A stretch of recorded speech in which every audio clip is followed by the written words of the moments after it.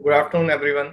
So, in last session, we have seen the various kind of sales transaction and related to sales document. And today we will start with the unrevealing input tax credit eligibility. So, input tax credit basically तीन parts में divided है. एक first the condition. I'm just giving the intro to the today's topic. So that meanwhile बाकी के लोग join करते तब तक हम लोग ये बात कर रहे थे. ठीक है. सो input tax credit three parts में डिवाइड है. फर्स्ट पार्ट में आते हैं कंडीशंस की इनपुट टैक्स क्रेडिट के लिए क्या कंडीशन सेटिस्फाई करने होते हैं. सेकंड पार्ट में आता है उसका block credit and third part में आता है रिवर्सल्स. ओके. सो बेसिकली तीन पार्ट में इनपुट टैक्स क्रेडिट को डिवाइड किया है. आज फर्स्ट सेशन है कि इनपुट टैक्स के जो कंडीशंस है वो क्या कंडीशंस है एंड इनपुट टैक्स क्रेडिट कब एलिजिबल है और कब इनएलिजिबल है. ओके. एंड थर्ड डे जो इस सीरीज का जो थर्ड डे होगा उस दिन हम लोग बात करेंगे रिवर्सल्स एंड ब्लॉक क्रेडिट्स के बारे में. ठीक है. जो जिन्होंने फर्स्ट सेशन नहीं अटेंड किया उनके लिए जस्ट मैं बता देता हूँ कि जो फर्स्ट सेशन था हमारा वो सेल्स ट्रांजेक्शन से रिलेटेड था. जितने भी सेल्स डॉक्यूमेंट्स हैं वो सारे हमने डिस्कस किए. Debit note, credit note, sales invoices and all, और उनकी जो भी ड्यू डेट्स हैं, कब आप इशू कर सकते हो, वो सब डिस्कस किया है. सिमिलरली उसका रिकॉर्डेड सेशन है हमारे पास. अगर किसी को अटेंड करना है तो they can ask for the recorded session. We will provide you the link to attend that session. Okay. So let's start with the second day series, input tax credit. So as I told you the agenda of this that we are going to see this input tax credit conditions.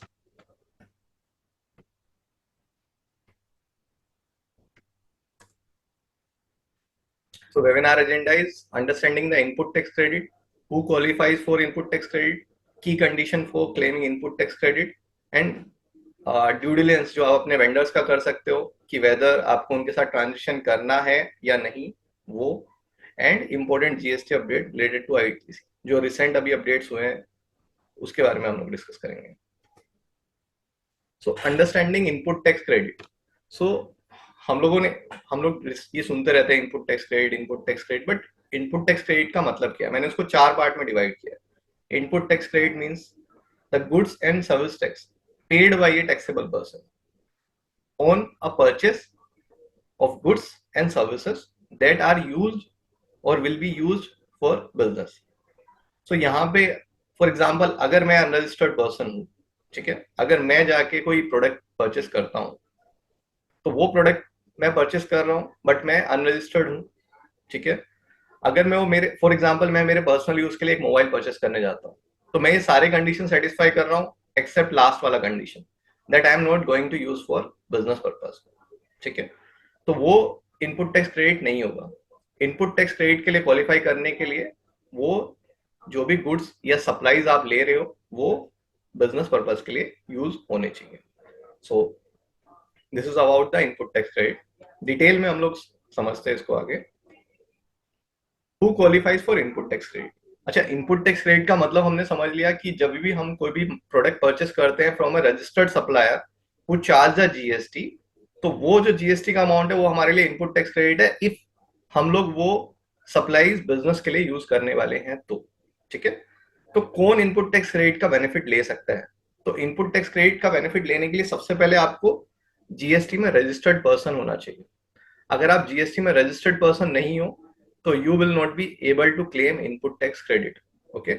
अगर आप registered person ही नहीं हो, जैसा कि मैंने पहले example में बोला कि मैं as a individual, as a unregistered entity अगर मैं कुछ परचेस करता हूँ for my personal use as well as for business purpose as well, but मैं रजिस्टर्ड नहीं हूँ जीएसटी में, so I will not be able to claim input tax credit. So first is I should be a registered person under GST. ठीक है. दूसरा, active GSTN holder. ठीक है.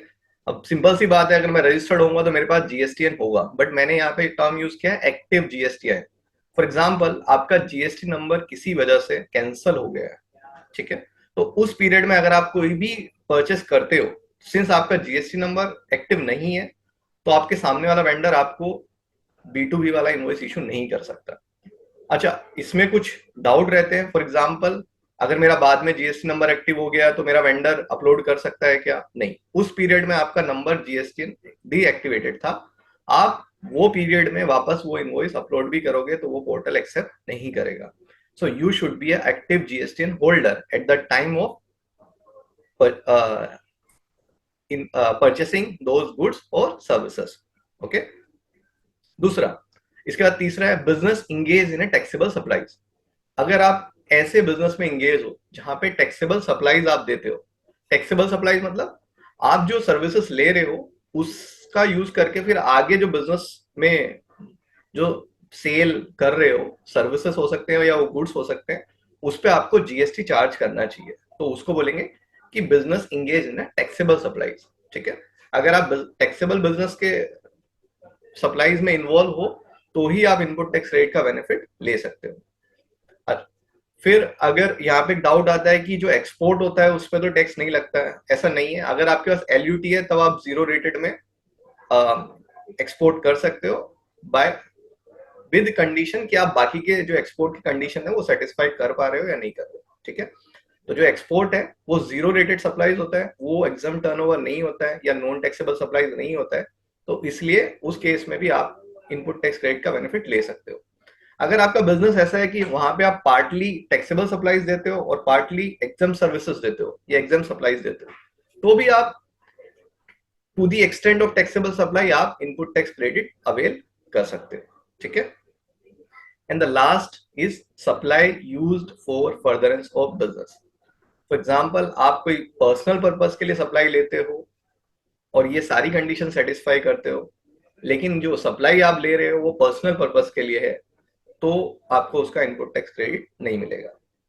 सो who qualifies for input tax credit? Simple meaning समझना है तो a person who is registered person under GST, who has active GST holder and who are involved in taxable supply और zero rated supply और mix of taxable and exempt supplies.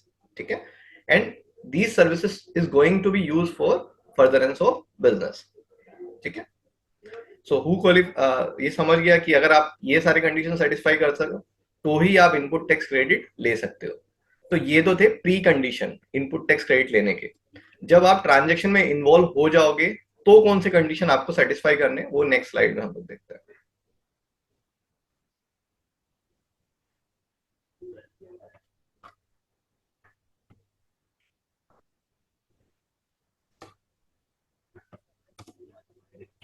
सो की condition for claiming input tax credit, यहाँ पे 5 से 6 conditions में मैंने उसको divide किया है।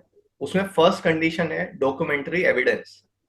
सो अगर आपको इनपुट टैक्स क्रेडिट लेना है तो उसके लिए आपको कोई तो भी डॉक्यूमेंट चाहिए जिसके बेसिस पर आप इनपुट टैक्स क्रेडिट क्लेम कर रहे हो। तो वो कौन से डॉक्यूमेंट है जिनके ऊपर आप इनपुट टैक्स क्रेडिट क्लेम कर सकते हो? तो टिपिकली 5 तरह के डॉक्यूमेंट्स होते हैं जिनके ऊपर आप इनपुट टैक्स क्रेडिट क्लेम कर सकते हो। फर्स्ट, आपका tax invoice, valid tax invoice. दूसरा, आपका डेबिट नोट। तीसरा, आपका सेल्फ इनवॉइस, जो कि रिवर्स चार्ज मैकेनिज्म के अंडर आपको, अगर आप अनरजिस्टर्ड पार्टी से कोई ले रहे हो सर्विसेज, तब आपको आरसीएफ सेल्फ इनवॉइस करना होता है। Fourth is your bill of entry, whenever you are importing something तो आपको बिल ऑफ एंट्री फाइल करना पड़ता है। And fifth is invoice issued by input service distributor. So अगर आपके कंपनी में इनपुट आईएसडी नंबर लिया हुआ है तो वो जो डिस्ट्रीब्यूट करते हैं इनपुट टैक्स क्रेडिट, उसके लिए जो वो इनवॉइस इशू करते हैं वो वैलिड डॉक्यूमेंट है to claim the input tax credit. अभी वैलिड टैक्स इनवॉइस डिस्कस कर लेते हैं कि वैलिड टैक्स इनवॉइस क्या होता है, बिकॉज मेजरली हमारे बिजनेस में 99% ट्रांजेक्शन वैलिड टैक्स इनवॉइस के ऊपर होते हैं। Debit note, self invoice, bill of entry some part of रहता है, अनलेस अंटिल कोई इंपोर्टर नहीं है जो इंडिया में सेल करता है, तो उसके केस में बिल ऑफ एंट्री बड़ा अमाउंट होगा, बट जनरली टैक्स इनवॉइस ज्यादा यूज होता है। तो टैक्स इनवॉइस हमने डे 1 की सीरीज में देखा था कि रूल 46 के हिसाब से एक टैक्स इनवॉइस होता है जिसमें सारे वैलिड पर्टिकुलर्स होते हैं। ठीक है, तो इसमें इन जब आप परचेस करते हो तो आपको क्या क्या चीजें इंश्योर करनी है वो जस्ट मैं आपको एक्सप्लेन कर देता हूँ। तो आपको इंश्योर करना है कि आपका वैलिड जीएसटी नंबर वहां पे होना चाहिए, आपका नाम वहां पे होना चाहिए कंपनी का, आपका registered address which is registered on the GST portal वो वहां पे होना चाहिए। अगर फॉर एग्जांपल अगर आपने ऑफिस शिफ्ट किया है और आपने नया लोकेशन जीएसटी पोर्टल पे रजिस्टर नहीं किया है और आप वो एड्रेस पे अगर अपना बिल लेते हो तो भी वो वैलिड नहीं माना जाएगा, बिकॉज वो रजिस्टर्ड नहीं है। तो आपको जो प्लेस ऑफ बिजनेस आपका रजिस्टर्ड है जीएसटी पोर्टल पे, वो इनवॉइस पे होना चाहिए।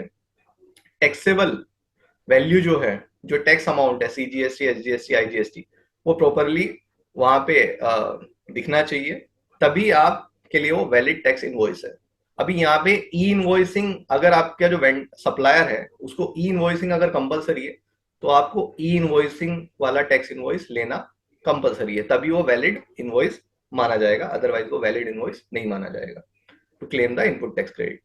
सो आपको इंश्योर करना है कि आपके सारे वेंडर जो ई इनवॉइसिंग के लिए एलिजिबल है वो ई इनवॉइसिंग कर रहे हो, और आपको जो इनवॉइस आए वो ई इनवॉइसिंग वाला होना चाहिए। ठीक है।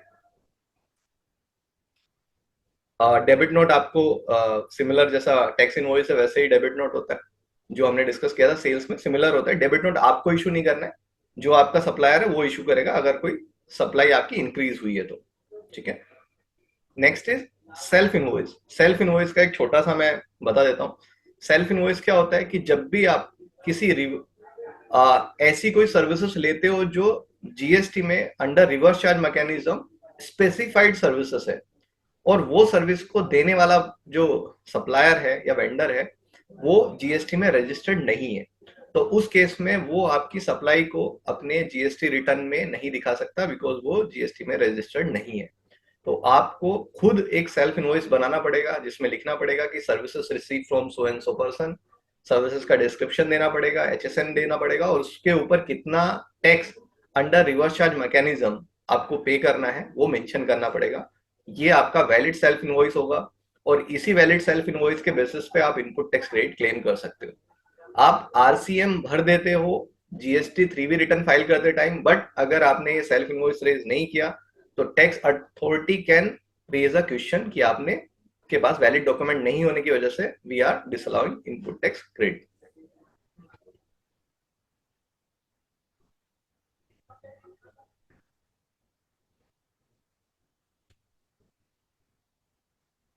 ओके। सो नेक्स्ट हम लोग देख लेते हैं डॉक्यूमेंट। एक डॉक्यूमेंट्री एविडेंस में आपको ये डॉक्यूमेंट अगर आपके पास है तो ये वैलिड डॉक्यूमेंट होंगे इनपुट टैक्स क्रेडिट क्लेम करने के लिए।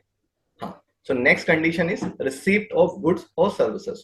आपके पास इनवॉइस है बट आपने सर्विसेज रिसीव नहीं किए हैं या गुड्स रिसीव नहीं किए, तो आप इनपुट टैक्स क्रेडिट नहीं ले सकते, बिकॉज वो फेक इनवॉइस की कैटेगरी में आ जाएगा।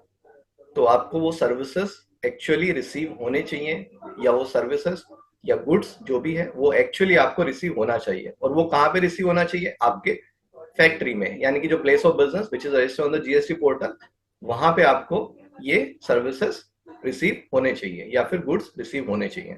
उसके बाद ही आप इनपुट टैक्स क्रेडिट क्लेम करने के लिए एलिजिबल हो सकते हो।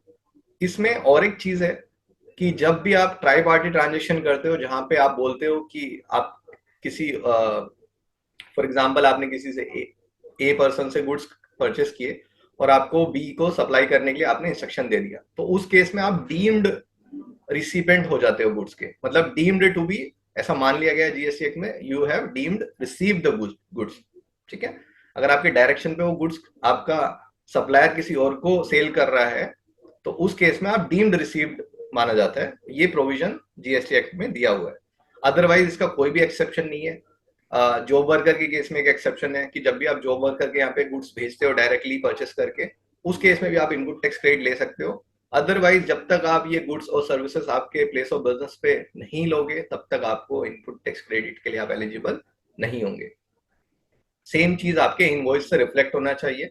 फॉर एग्जाम्पल जैसे हमने मॉडल डिस्कस किए थे bill to ship to model, तो उस केस में आपको बिल टू आपको होना चाहिए, शिप टू वो कहीं और कर रहा है, जहां पे वो शिप टू कर रहा है फिर आपने वो इनवॉइस रेस करना है दूसरा, बिकॉज उसने तो बिल रेस कर दिया आपको, अब आपने भी बिल रेस करना है। ठीक है।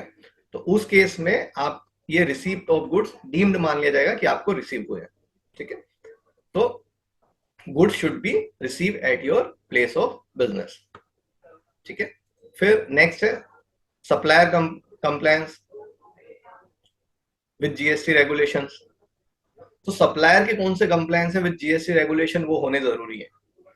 तो डिपार्टमेंट ने, जीएसटी डिपार्टमेंट ने सारा वर्डन आपके ऊपर शिफ्ट कर दिया कि आपके जो भी सप्लायर हैं उन्होंने GSTR 1 रिटर्न फाइल करना चाहिए।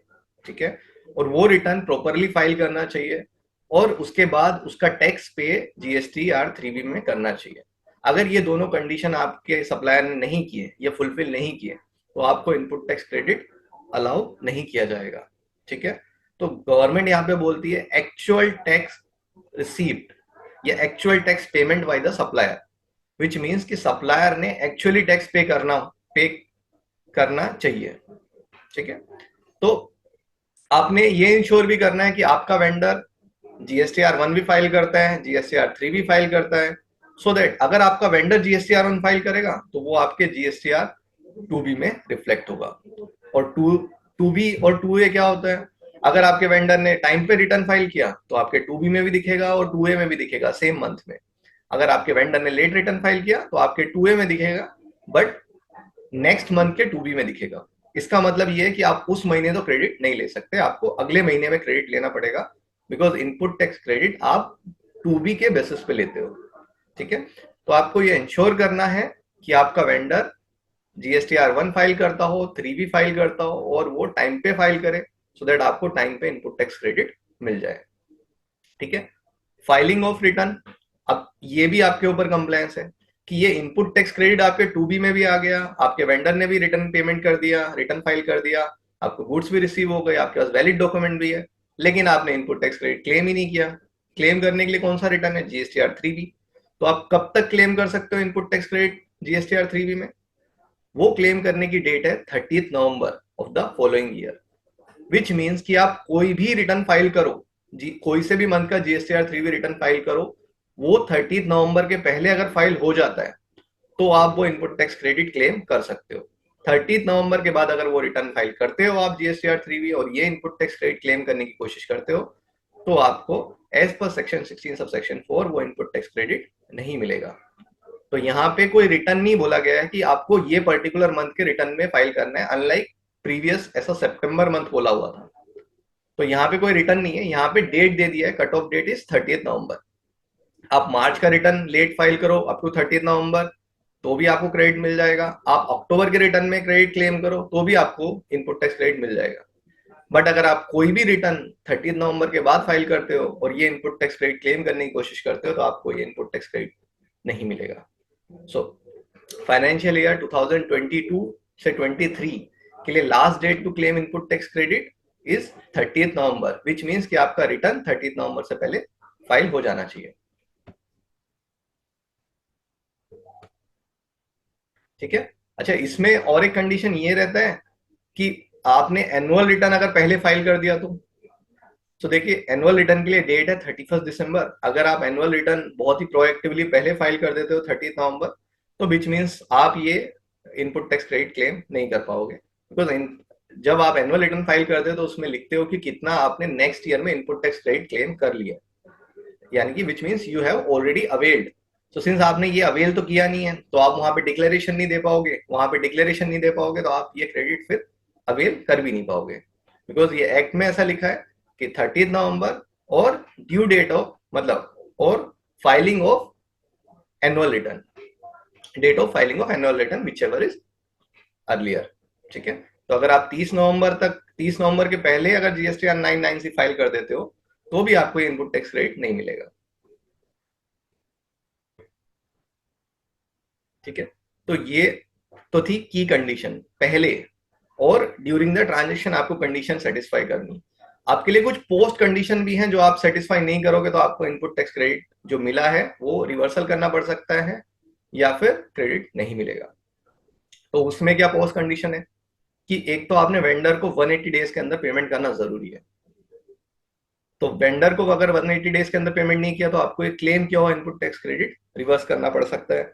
ठीक है, जब आप रिवर्स करोगे तो रिवर्सल भी अलोंग विद इंटरेस्ट करना पड़ेगा आपको, बट आप रिक्लेम कर सकते हो when you make the payment to your vendor.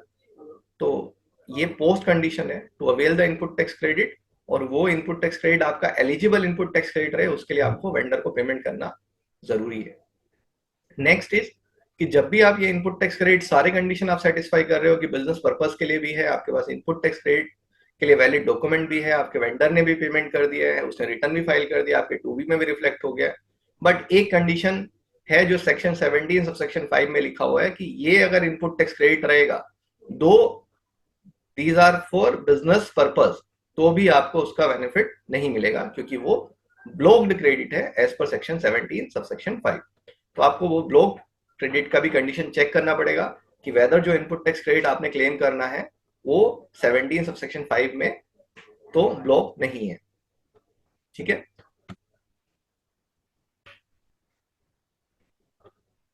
So time limit for availing of input tax credit, दूसरा है टाइम जो अभी हमने डिस्कस किया 30 नवंबर तक, कि आपके सारे कंडीशन सेटिस्फाई हो गए लेकिन आपने इनपुट टैक्स क्रेडिट टाइम तक अवेल नहीं किया, तो भी आपको ये इनपुट टैक्स क्रेडिट का बेनिफिट नहीं मिलेगा। ठीक है। तो ये जो भी पोस्ट कंडीशन है, अगर आप ये सेटिस्फाई करते हो तो ही आपको इनपुट टैक्स क्रेडिट का बेनिफिट मिलेगा, अदरवाइज आपको इनपुट टैक्स क्रेडिट का बेनिफिट नहीं मिलेगा।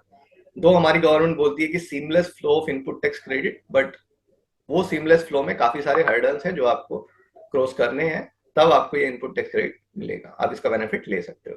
ठीक है। हाँ, सो यहां तक ये हमने जो भी डिस्कस किया सारे कंडीशंस थे कि इनपुट टैक्स क्रेडिट का बेनिफिट मिलेगा नहीं मिलेगा। इसके अलावा आप बोलोगे कि मैंने ये तो बता दिया कि वेंडर का आपको ड्यू डिलिजेंस करना है, बट आप वेंडर के तो कोई डॉक्यूमेंट देख ही नहीं सकते हो कि वेंडर रिटर्न फाइल कर रहा है नहीं कर रहा है। ऐसा भी हो सकता है कि वो जब 3B रिटर्न फाइल कर रहा है तो उसने GSTR 1 में तो लाइबिलिटी शो कर दिया, but at the time of filing GSTR 3B return उसने शो नहीं किया, मतलब लाइबिलिटी पे नहीं किया। तो उस केस में आप क्या कर सकते हो? ठीक है, उस केस में आप एक छोटा सा ड्यू डिलिजेंस भी कर सकते हो आपके वेंडर्स का। किसी भी वेंडर से, जब आप कोई भी वेंडर है जो अननोन है जिसके साथ आप रेगुलर बिजनेस नहीं कर सकते, या जो भी जिनके साथ भी आप रेगुलर बिजनेस कर रहे हो, उनका भी एक आप छोटा सा ड्यू डिलिजेंस कर सकते हो। वो ड्यू डिलिजेंस करने के लिए क्या करना पड़ता है? एक सिंपल सा आपको एक्सरसाइज करना होता है। फर्स्ट, आपको अपने पोर्टल जीएसटी पोर्टल लॉगिन करना है।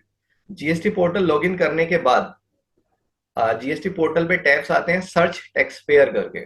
ठीक है, तो मैं दिखा देता हूँ। यहाँ पे सर्च टैक्स पेयर करके लॉगिन का टैब आता है लॉगिन करने के बाद। ये लॉगिन करने के पहले भी आप देख सकते हो, बट जो चीजें मैं आपको बता रहा हूँ वो आपको लॉगिन करने के बाद ही पता चलेंगी, अदरवाइज वो तब तक नहीं पता चलेंगी। तो आपको लॉगिन करना बहुत जरूरी है उसके लिए। तो आपको सर्च टैक्स पेयर में जाना है, वहां पे वो वेंडर का जीएसटी नंबर डालना है और सर्च करना है। आप जब लॉगिन करके वेंडर का जीएसटी नंबर डाल के सर्च करोगे तो आपको बहुत सारे चीजें दिखेंगी। उसमें से कुछ चीजें मैं बता देता हूँ, जैसे कि उसका नेम दिखेगा, उसका नाम, लीगल नेम क्या है उसका, उसका कॉन्स्टिट्यूशन क्या है, प्राइवेट लिमिटेड है, एलएलपी है, प्रोप्राइटर है, वो पता चलेगा। उसका जुरिसडिक्शनल ऑफिसर कौन है वो पता चलेगा। उसका टर्नओवर क्या चल रहा है एज ऑफ नाउ, उसका एक रेंज आपको मिल जाएगा। ठीक है। फिर उसके अलावा नीचे जो टैब है उसमें आपके डायरेक्टर या प्रोप्राइटर्स जो भी रहेंगे उनके नाम, ड्यू टू प्रीवियसली मैंने ये सब हाइड किए हुए हैं, बट आपको यहाँ पे एक्चुअल नाम्स दिख जाएंगे कि कौन कौन उसके डायरेक्टर हैं या कौन कौन प्रमोटर हैं। ठीक है। उसके बाद उसका नेचर ऑफ बिजनेस दिख जाएगा। आपको ये भी चेक करना बहुत जरूरी है कि आप जिस वेंडर से परचेस कर रहे हो उसका वो नेचर ऑफ बिजनेस है भी या नहीं, अदरवाइज देर आर चांसेस कि आप क्रॉस क्वेश्चनिंग में फंस सकते हो कि वो सप्लाई कर रहा है कोई और सर्विसेज और उसके पोर्टल पे तो गुड्स ही रजिस्टर्ड है नेचर ऑफ बिजनेस एक्टिविटीज में। तो यहाँ पे उसके आपको नेचर ऑफ बिजनेस के सारे एक्टिविटी दिख जाएंगे जो जो पोर्टल पे उसने मेंशन किए हुए हैं। उसके बाद एक शो फाइलिंग टेबल करके फर्स्ट स्टेप दिखता है जो बिना लॉगिन के भी आपको दिख सकता है। आपको जीएसटी पोर्टल पे बिना लॉगिन करके भी चेक करोगे तो आपको शो फाइलिंग टेबल मिल जाएगा। लेकिन इसके अलावा ये जो दो टैब है, E way bill history and liability and paid percentage, ये आपको नहीं दिखेंगे। फिलहाल ई वे बिल हिस्ट्री जो है वो गवर्नमेंट ने अभी तक लाइव नहीं किया है तो आप वो नहीं देख सकते। बट फर्स्ट मैं बता देता हूँ शो फाइलिंग टेबल से आप क्या देख सकते हो। शो फाइलिंग टेबल से आपको उसके लास्ट 10 to 12 जीएसटी रिटर्न दिखेंगे, GSTR 1, 3B और एनुअल रिटर्न सब दिखेंगे विद डेट ऑफ फाइलिंग। उससे आप ये पता लगा सकते हो कि वेदर आपका वेंडर जो है वो टाइम पे जीएसटी रिटर्न फाइल करता है या नहीं करता है। फॉर एग्जाम्पल वो GSTR 1 रिटर्न टाइम पे फाइल कर रहा है, नहीं कर रहा है, लेकिन 3B फाइल भी टाइम पे नहीं फाइल कर रहा है, तो इसका मतलब क्या होगा कि आपको क्रेडिट उस महीने तो नहीं मिलेगा। इसका मतलब क्या हो गया कि आपका फंड एक महीने के लिए ब्लॉक रहने वाला है। तो फिर उस केस में आप उसको जीएसटी का पेमेंट हेल्ड अप कर सकते हो। जब वो पेमेंट करेगा तब आप उसका फंड रिलीज कर सकते हो। तो ये सेफ गार्ड है, आप अपने आप को सेफ गार्ड कर सकते हो यहाँ पे। दूसरा है ईवे बिल हिस्ट्री, जो मैंने जैसा बताया कि ये टैब अभी तक एक्टिव नहीं है, तो आप इसको यूज नहीं कर सकते। नेक्स्ट है लाइबिलिटी पेड परसेंटेज, इससे आप पता लगा सकते हो कि वो वेंडर अपने जीएसटीआर 3B की लाइबिलिटी पे करता है या नहीं पे करता। ये कंपैरिजन देता है कि आप वो जीएसटीआर 1 में उसका लाइबिलिटी कितना है, उसके सामने उसने 3B में कितना लाइबिलिटी पे किया है, और उसने कितना इनपुट टैक्स क्रेडिट क्लेम किया है जो उसके 2B में दिख रहा है या नहीं दिख रहा है। तो ये तीनों चीजें वो कंपेयर करके दे देता है आपको, और परसेंटेज में आपको फिगर बताता है। अगर आपका वेंडर 100% पे है, ठीक है, तो इसका मतलब ये है कि आपका वेंडर प्रॉपरली जीएसटीआर 1 का लाइबिलिटी पे कर रहा है 3B में, और इनपुट टैक्स क्रेडिट जो वो क्लेम कर रहा है वो एक्सेस क्लेम नहीं कर रहा है, वो एज पर 2B क्लेम कर रहा है। अगर 100 के ऊपर परसेंटेज है तो उसका मतलब ये होता है या तो वो लाइबिलिटी ज्यादा पे कर रहा है, या तो फिर उसके 2B में ज्यादा इनपुट टैक्स क्रेडिट है लेकिन वो क्लेम कम कर रहा है, ठीक है। लेकिन अगर इसके अलावा तीसरा केस ऐसा बनता है कि लाइबिलिटी वो कम पे कर रहा है, परसेंटेज कम आ रहा है, 100 के नीचे परसेंटेज आ रहा है, इसका मतलब ये है या तो वो लाइबिलिटी पूरी पे नहीं कर रहा है, या तो फिर वो एक्सेस क्रेडिट क्लेम कर रहा है, ठीक है। ये एक्सरसाइज करना किस लिए जरूरी है? फॉर एग्जाम्पल, आज आप वेंडर ने, अपने वेंडर को आज आप जानते हो, आपने उसके साथ कोई ट्रांजेक्शन कर लिया, वो आपके 2B में भी रिफ्लेक्ट हो गया, आपने इनपुट टैक्स क्रेडिट भी ले लिया, ठीक है। लेकिन सब्सिक्वेंटली अगले 5 साल में कभी भी ऐसा डिपार्टमेंट को पता चलता है कि ये वेंडर ने जो input tax credit pass on किया है वो विदाउट टेकिंग सप्लाईज, मतलब उसने कुछ ऐसे वो एक्टिविटीज में इन्वॉल्व था जहां पे फेक इनवॉइसेस के बेसिस पे क्रेडिट जनरेट किया था, यानी कि गवर्नमेंट को एक्चुअल टैक्स पेमेंट नहीं किया है, तो उस केस में आपका इनपुट टैक्स क्रेडिट डिसअलाउ हो सकता है। तो टू इंश्योर ये सारी चीजें, मतलब आप पूरा 100% तो इंश्योर नहीं कर सकते हो, बट टू सम एक्सटेंट आप ये इंश्योर कर सकते हो कि उसने इनपुट टैक्स क्रेडिट, ऐसा तो नहीं है कि उसके 2B में कुछ भी इनपुट टैक्स क्रेडिट नहीं है, उसने जितना भी जीएसटीआर में लाइबिलिटी दिखाया सारा का सारा इनपुट टैक्स क्रेडिट क्लेम ऐसे ही किया विदाउट एनी सप्लाई, और वो पे करके दिखा दिया आपको, ठीक है। तो इस केस के लिए आपको ये रिपोर्ट देखना बहुत जरूरी है, ठीक है। तो जैसे यहाँ पे दिख रहा है कि उसके लास्ट ईयर के दिख रहे हैं, अगर आप देख सकते हो तो, कि लास्ट ईयर उसने 22-23 में सब 100% है, और कहीं पे 99% है, लेकिन कहीं कहीं पे 101% या 102% भी है। तो इसका मतलब ये है कि उसने किसी महीने में शायद कम क्लेम किया और किसी महीने में ज्यादा क्लेम किया, बट मोस्टली 100% है, ठीक है। यहाँ पे आपको जुलाई, जून, मई, अप्रैल का 100% दिख रहा है, बट टोटल देखेंगे तो 68% दिख रहा है। इसका मतलब ये है कि अभी, बिकॉज अभी जो रिपोर्ट है लेटेस्ट रिपोर्ट है, जो अभी अगस्त महीने का जो रिटर्न है वो सिर्फ जीएसटीआर 1 फाइल हुआ है, 3B फाइल नहीं हुआ है, जिसकी वजह से वो 68% दिखा रहा है। वेयर एज आप यहाँ से कंक्लूड कर सकते हो कि वेदर आपका वेंडर लास्ट 2 साल का यहाँ पे ऑलमोस्ट दिख रहा है, कि आप देख सकते हो कि आपका वेंडर जीएसटी पे कर रहा है या नहीं पे कर रहा है, और पे कर रहा है तो वो बेस्ड ऑन उसके 2B रिपोर्ट्स के अनुसार पे कर रहा है या नहीं पे कर रहा है, ठीक है। तो ये एक ड्यू डिलिजेंस है जो आप हमेशा अपने वेंडर्स का कर सकते हो before making any supply from those vendor,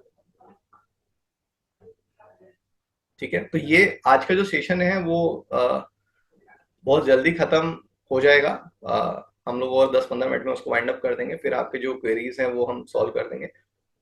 ये बिकॉज इसमें कैसा था कि वो 3 पार्ट में डिवाइड इसलिए किया है, एक दिन में वो करना पॉसिबल नहीं है, तो वो इसलिए 3 पार्ट में डिवाइड कर दिया है। अभी जो रिसेंट इंपॉर्टेंट जीएसटी अपडेट आए हैं आईटीसी से रिलेटेड, वो मैं आपको बता देता हूँ।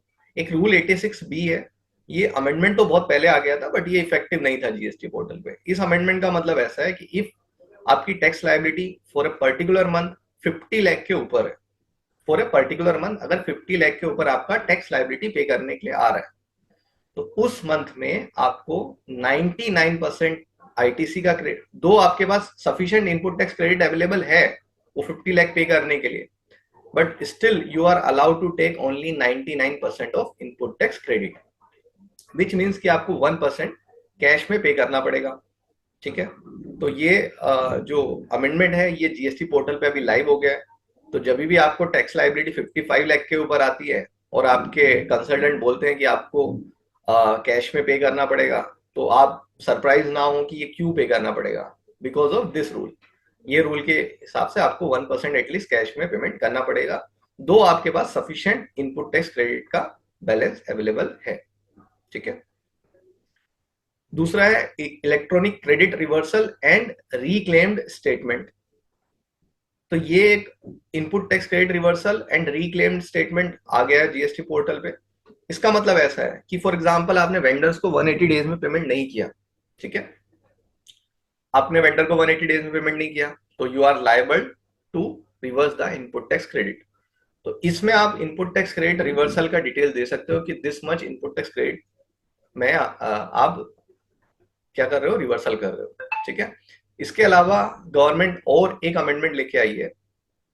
फॉर एग्जाम्पल आपने कोई इनपुट टैक्स क्रेडिट क्लेम किया, सब्सिक्वेंटली ये पता चलता है कि आपके वेंडर ने इनपुट टैक्स क्रेडिट का जो पेमेंट था वो एक्चुअल पेमेंट गवर्नमेंट को नहीं किया। तो इसका मतलब क्या हो गया, आपका input tax eligible credit ineligible credit हो गया। और जब वो एलिजिबल क्रेडिट इनएलिजिबल क्रेडिट हो गया, now you are not allowed to take that the benefit of that input tax credit. तो आपको क्या करना पड़ेगा, वो रिवर्सल करना पड़ेगा। लेकिन सब्सिक्वेंटली ऐसा होता है कि आपका जो वेंडर है उसने गवर्नमेंट को टैक्स पे कर दिया, तो फिर ये तो डबल टैक्स पेमेंट हो गया। आपने भी रिवर्स कर दिया और गवर्नमेंट को उसने भी पे कर दिया। तो गवर्नमेंट ये नहीं चाहती कि आप डबल टैक्स पेमेंट करो। बट ये जो अमेंडमेंट है ये आई गेस अक्टूबर 2022 ऑनवर्ड्स ही है। उसके पहले के केसेस के लिए अवेलेबल नहीं है, बिकॉज वहां गवर्नमेंट ने ऑलरेडी रिलैक्सेशन दिया हुआ है रूल 183 में कि अगर आपके वेंडर ने टैक्स पेमेंट कर दिया है और अगर आप प्रूफ प्रोड्यूस कर देते हो तो आपको वो इनपुट टैक्स क्रेडिट अलाउड हो जाएगा। ठीक है। विद सम कंडीशंस कि वो ऑफिसर ने वेरीफाई करना चाहिए और वो सेटिस्फाई होना चाहिए। ठीक है। तो इसके लिए ये जो रूल है, ये सेक्शन में अमेंडमेंट है, वो वही रीजन है कि गवर्नमेंट को डबल टैक्सेशन नहीं चाहिए, बिकॉज ये जीएसटी लाने का पर्पज ही ऐसा था कि कैस्केडिंग इफेक्ट खत्म करना है। ठीक है। तो अगर आपने फॉर एग्जांपल आपके वेंडर ने पेमेंट नहीं किया और आपको वो रिवर्स करना पड़ा इनपुट टैक्स क्रेडिट, या फिर आपने वेंडर को 180 डेज में पेमेंट नहीं किया और उस वजह से आपको रिवर्स करना पड़ा क्रेडिट, तो वो दोनों भी केस में आप इनपुट टैक्स क्रेडिट रिवर्सल करोगे और ये स्टेटमेंट में रिपोर्ट कर दोगे। जब भी आपको वो रिक्लेम करना है तो आप यहां से वो वापस रिक्लेम भी कर सकते हो। ठीक है। तो इसका स्टेटमेंट का पर्पज यही है कि अगर आप इनपुट टैक्स क्रेडिट कोई रिवर्सल कर रहे हो तो उसको रिक्लेम भी कर सकते हो, विद कंडीशन कि आप वो जो आपका जो इनपुट टैक्स क्रेडिट जो इनएलिजिबल हुआ है वो कंडीशन को सेटिस्फाई नहीं करने की वजह से, अगर वो कंडीशन सेटिस्फाई हो जाती हैं तो आप इनपुट टैक्स क्रेडिट क्लेम कर सकते हो, because again your ineligible credit become eligible credit. ठीक है। तो आ, ये जो क्रेडिट रिवर्सल का जो मैकेनिज्म है ये इतना ही है कि आपका लॉस ना हो अगर आप रिवर्सल कर रहे हो। अच्छा, इनपुट टैक्स क्रेडिट आपने रिवर्सल कर दिया तो उसको लिए रिक्लेम करने के लिए कोई टाइम लिमिट है क्या? कोई टाइम लिमिट नहीं है। आप जब भी पेमेंट करोगे आपके वेंडर को तब आप रिक्लेम कर सकते हो, 1 साल बाद, 2 साल बाद, 3 साल बाद, 5 साल बाद, जितने साल के बाद भी आप करोगे you are eligible to reclaim it back. But condition कि आप यहाँ पे रिपोर्ट करना पड़ेगा आपको कि आप क्यों रिवर्सल कर रहे हो। ठीक है। तो आपके जो क्वेरीज आए हैं मुझे ड्यूरिंग दिस, आपके अगर और भी जो क्वेरीज हैं related to this particular webinar, आप मुझे चैट में पोस्ट कर सकते हो। अभी जो फिलहाल क्वेरीज आए हैं वो मैं ले लेता हूँ।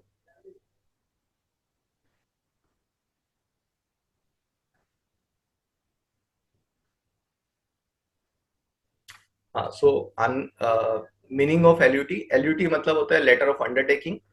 कोई भी एक्सपोर्टर को अगर बिना जीएसटी चार्ज किए एक्सपोर्ट करना है तो उसके लिए आपको जीएसटी पोर्टल पे लेटर ऑफ अंडरटेकिंग अप्लाई करना पड़ता है। इसके लिए आपको 2 विटनेस के प्रूफ चाहिए होते हैं।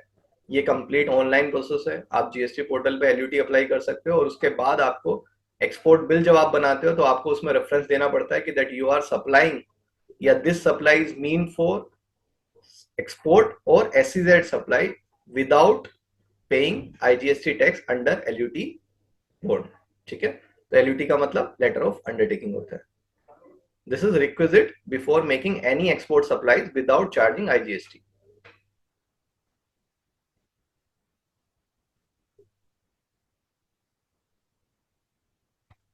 आईटीसीबी की can be claimed earlier of due date of filing annual return or 30th November of the following year, whichever is earlier. Correct.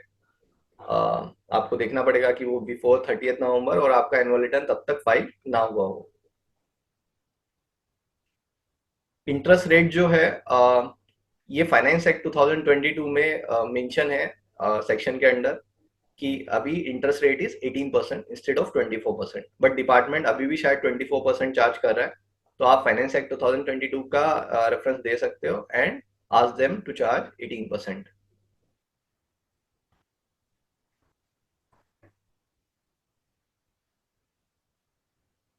हाँ, रूल 86 विद इफेक्ट फ्रॉम, ये काफी टाइम से इफेक्टिव था, बट पोर्टल पे एक इशू है कि जब तक आपके पास सफिशिएंट क्रेडिट लेजर में बैलेंस है तब तक आप इनपुट कैश लेजर यूज नहीं कर सकते. इसके लिए ये इनइफेक्टिव हो रहा था. अभी इस महीने से उन्होंने ये इफेक्टिव कर दिया है, तो मे बी आपको इस मंथ ऑनवर्ड से ये आपको 81% ऑफ कैश भरना पड़ेगा.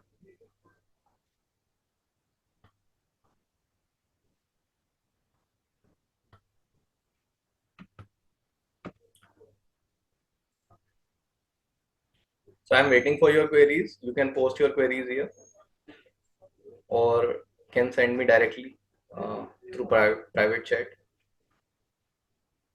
I am allowing participants to unmute themselves if anybody wants to uh, unmute and ask the query. You are welcome. So what is ITC reverse opening balance? So government ने बोला है कि इस financial year since ये जो facility है वो new facility है, पोर्टल पे उन्होंने इम्प्लीमेंट किया है कि अगर आपके पास भी कोई ओपनिंग बैलेंस है जो आपने रिवर्स किया था और उसको आपको रिक्लेम करना बाकी है, ठीक है, तो उस केस में आप ये पोर्टल पे अपना डिक्लेरेशन दे सकते हो कि इतना आपने आईटीसी रिवर्स किया हुआ है. वो जो भी आप सबमिशन करोगे उसमें 2 या 3 बार आप रेक्टिफाई कर सकते हो वो फिगर को. फिर वो फिगर जो भी आप बताते हो कि इतना मेरा ओपनिंग बैलेंस क्लेम करना बाकी है, वो डायरेक्टली ऑफिसर के पास चला जाएगा फॉर वेरिफिकेशन. कोई भी पीरियड इसमें स्पेसिफिक कोई पीरियड इसमें स्पेसिफाई नहीं है. एज ऑन 31 मार्च 2023 अगर आपका कोई भी ऐसा क्रेडिट बाकी है जो आपने रिवर्स किया था ड्यू टू एलिजिबिलिटी कंडीशन, अगर वो आपने रिक्लेम करना बाकी है तो आप वो पूरा का पूरा अमाउंट वहां पे मेंशन कर सकते हो. बिकॉज रिक्लेम करने के लिए कोई भी टाइम लिमिट एप्लीकेबल नहीं है, तो आप कभी भी उसको रिक्लेम कर सकते हो. बट ये जो अमेंडमेंट है ओपनिंग बैलेंस का, वो डिपार्टमेंट सिर्फ यही जानना चाहता है आपसे कि कितना आपका ओपनिंग बैलेंस के थ्रू आपका रिक्लेम करना बाकी है.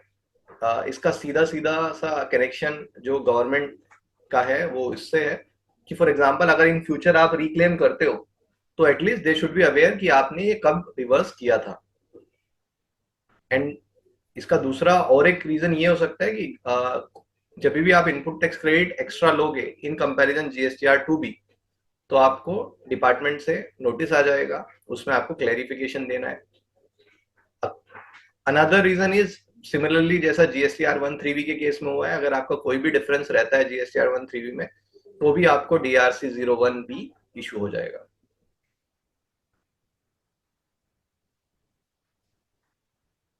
Any other query? सो जो हमारा नेक्स्ट सेशन होने वाला है 21 सितंबर को, वो होगा ब्लॉक क्रेडिट एंड रिवर्सल्स पे. तो अगर आपने इनपुट टैक्स क्रेडिट समझा है तो आपको ब्लॉक क्रेडिट एंड रिवर्सल उतना ही इम्पोर्टेंट है समझने के लिए.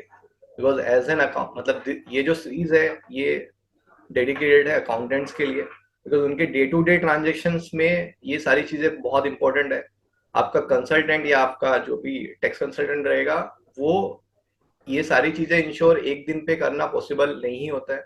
आप अगर डे टू डे ये चीजें देखोगे तो आपके लिए कंपनी के लिए लॉस होने के चांसेस कम है या फिर आप लिटिगेशन में फंसने के चांसेस कम है. ठीक है, तो ये एक इनिशिएटिव है कि सारे अकाउंटेंट्स को एजुकेट करना एंड उनको उतना क्या बोलते हैं एजुकेट करना कि वो डिसाइड कर सके कि ये क्रेडिट मुझे लेना है या नहीं लेना है, या फिर क्या कंडीशंस मुझे सेटिस्फाई करनी है before taking input tax credit. इसमें और एक चीज मैं यहाँ पे मेंशन करना चाहता हूँ जो बहुत बार होता है कि फॉर एग्जांपल आपने किसी से गुड्स परचेस किए और वो गुड्स आपको लॉट्स में आ रहे हैं। फॉर एग्जाम्पल उसने इनवॉइस आपको अभी दे दिया है, बट जो गुड्स आने वाले हैं वो आपके लॉट्स में आने वाले हैं, 1 या 2 3 लॉट में इंस्टॉलमेंट्स में आपके पास गुड्स रिसीव होंगे। तो उस केस में आप इनपुट टैक्स क्रेडिट कब क्लेम कर सकते हो? तो उस केस में ऐसा होता है कि जब तक आपको लास्ट इंस्टॉलमेंट रिसीव नहीं होती है तब तक आप उसका इनपुट टैक्स क्रेडिट अवेल नहीं कर सकते। तो इस केस में क्या होगा कि फॉर एग्जांपल आपको कोई अप्रैल में बिल इशू हो गया, लेकिन उसके जो इंस्टॉलमेंट है वो जनवरी तक आने, अप्रैल से जून तक आने वाले हैं, तो आप एलिजिबल होंगे। दो वो आपका जो इनवॉइस है अप्रैल के 2B में रिपोर्ट हो रहा होगा, बट आप उसका क्रेडिट जो क्लेम कर पाओगे वो जून में ही कर पाओगे एज पर जीएसटी रूल्स। अगर और किसी का कोई स्पेसिफिक क्वेरी है तो वो liability paid percentage is 101%, 101%, which means इसके काफी सारे रीजंस हो सकते हैं। मैं आपको 2 रीजन बता देता हूँ उसके। आइदर ऐसा होगा कि किसी मंथ में हमने लाइबिलिटी या GSTR1 के कंपैरिजन में 3B में कम पे की होगी, ठीक है, तो शायद उसके लिए हमने वो एक्स्ट्रा पे किया होगा। दूसरा रीजन ये हो सकता है कि जो input tax credit, for example मैंने मेरे बुक्स में 100 रुपीज क्लेम किया है आपके वेंडर ने, लेकिन उसके 2B में वो 100 रुपीज से ज्यादा दिख रहा है, 105 हो सकता है, 110 हो सकता है, या 102 हो सकता है, या 1 हो सकता है। तो उसने जिस प्रोपोर्शन में 2B के कंपैरिजन में 3B में इनपुट टैक्स क्रेडिट क्लेम किया है उसके बेसिस पे परसेंटेज आता है। तो दिस परसेंटेज इज टिपिकली, इसमें 3 कंपोनेंट इन्वॉल्व हैं। एक, GSTR1 में क्या लाइबिलिटी आपने दिखाया है, उसके सामने 3B में क्या लाइबिलिटी पे किया है, और 3B में जो लाइबिलिटी पे किया है उसके सामने जो इनपुट टैक्स क्रेडिट अवेल किया है उसने, वो 2B में दिखता है या नहीं दिखता है। यानी कि वो 2B में अगर ज्यादा क्रेडिट दिख रहा है और कम क्लेम किया है तो भी ये लाइबिलिटी पेड परसेंटेज ज्यादा दिखेगा आपको।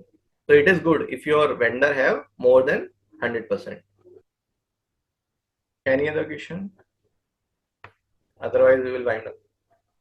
सो कम क्वेश्चन आने का रीजन ये हो सकता है, या तो मैंने बहुत अच्छे से समझाया और आपको सब कुछ समझ में आ गया है, या फिर मैंने जो समझाया वो आपको नहीं समझाया। So on a very good note कि मैंने जो भी आपको समझाया है आप सबको अच्छे से समझ में आया है, और आपको उसके रिलेटेड कोई भी एक्स्ट्रा क्वेरी नहीं है, ठीक है। अगर आपको कोई भी क्वेरी है, अच्छा, और एक क्वेरी, इफ लेस देन 100%, तो देन उसका मतलब ये होगा कि या तो आपके वेंडर ने जो GSTR में लाइबिलिटी दिखा है वो पूरा पे नहीं किया है, या फिर उसने input tax credit excess avail कर लिया है।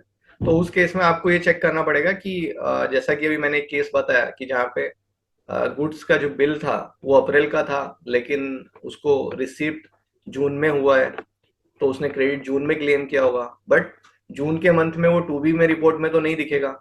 तो इसके लिए यहाँ पे थोड़ा बहुत वेरिएंस आ सकता है कि 100% से कभी कभी कम हो सकता है। अगर उसके लिए वो परचेस बहुत बड़ा परचेस होगा जो कि उसको जून में क्रेडिट मिल रहा है लेकिन बिल तो अप्रैल में दिख रहा है, तो फिर आपको ऐसा दिखेगा कि अप्रैल में उसने ज्यादा परसेंटेज पे किया है, 100% से ज्यादा होगा, और जून में उसका कम परसेंटेज होगा। तो आपको ये भी देखना पड़ेगा कि जब हम लोग कंपेयर कर रहे हैं तो 1-2 महीने का आगे पीछे का ट्रेंड देख ले कि फॉर ऐसा हो सकता है कि किसी महीने में उसने इनपुट टैक्स क्रेडिट क्लेम नहीं किया हो और किसी महीने में ज्यादा क्लेम कर लिया हो, या मतलब जो नहीं क्लेम किया उसको क्लेम कर लिया हो, ठीक है। सो हम वाइंड अप करते हैं और लेट्स मीट ऑन 21 सितंबर, ठीक है। 21 सितंबर को मिलते हैं। आपके जो भी क्वेरीज रहेंगे रिलेटेड टू रिवर्सल्स, जो भी रिवर्सल्स के रूल हैं, रूल 42 43, तो वो आप प्रिपेयर करके रखिए। आप मुझे जो वो लिंक है, वो फॉर्म का जो लिंक था, आप उसके थ्रू भी भेज सकते हो, या फिर कॉन्टेक्ट डिटेल्स ATMS के थ्रू भी आप मुझे भेज सकते हो, या फिर जिस नंबर से आपको मैसेज आए होंगे आप उस पर भी रिवर्ट कर सकते हो अगर आपके कोई स्पेसिफिक क्वेरीज आते हैं तो, ठीक है। और चलिए, thank you for listening me so patiently. Let's meet on 21।